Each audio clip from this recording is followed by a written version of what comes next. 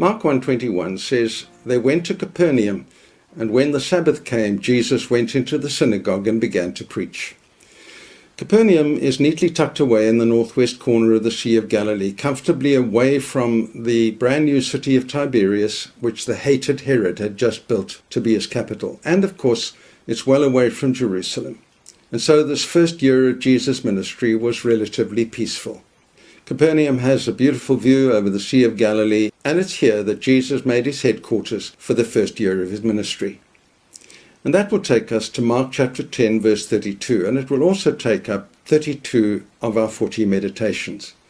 The last 8 will be taken up with Jesus in Jerusalem in the 8 days leading up to the resurrection. The early chapters of Mark give 7 evidences for the divinity of Jesus. We'll look at 2 of them today. The first is in verse 22. The people were amazed at his teaching because he taught as one who had authority, not as the teachers of the law. The first evidence of Jesus' divinity is his authority over truth. The people were amazed at his authority. This is even more dramatic in Matthew in the Sermon on the Mount, where 6 times Jesus said, "You have heard it said." He's referring to the teachers of the law. And then 6 times he says, "But I say to you."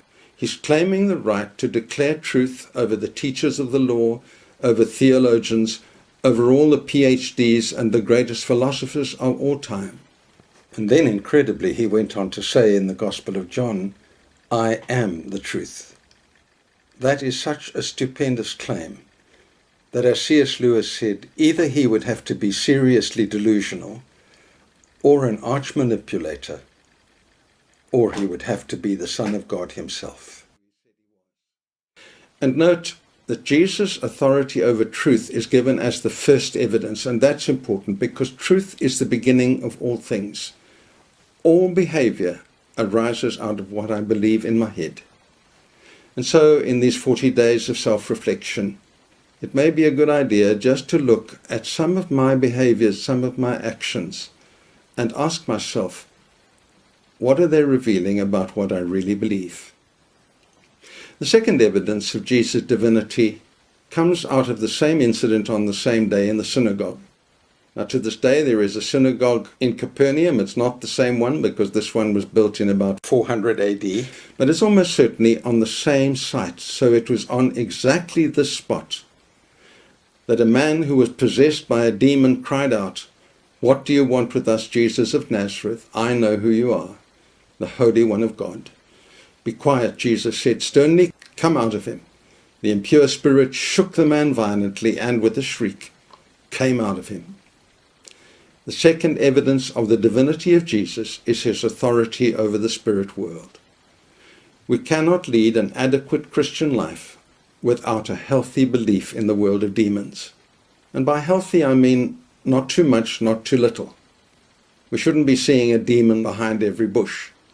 It's a serious thing to see demons where they're actually not present. But it's perhaps a more serious thing to fail to see demons when they are present.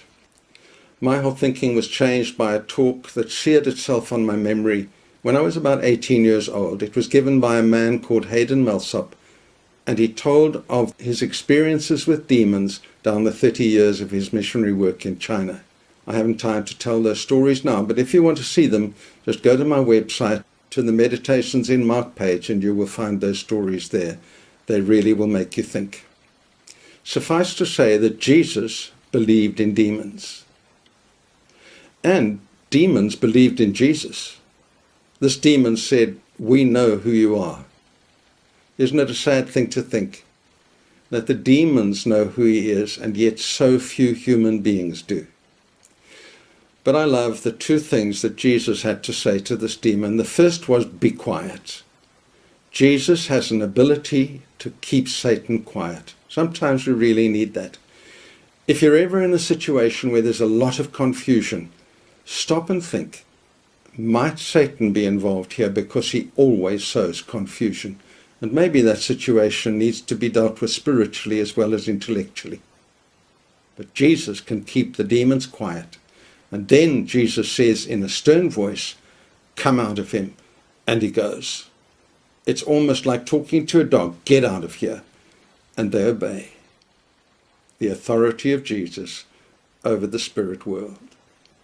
But get this, all this is done so that a poor, tormented man can be free and lead a decent life.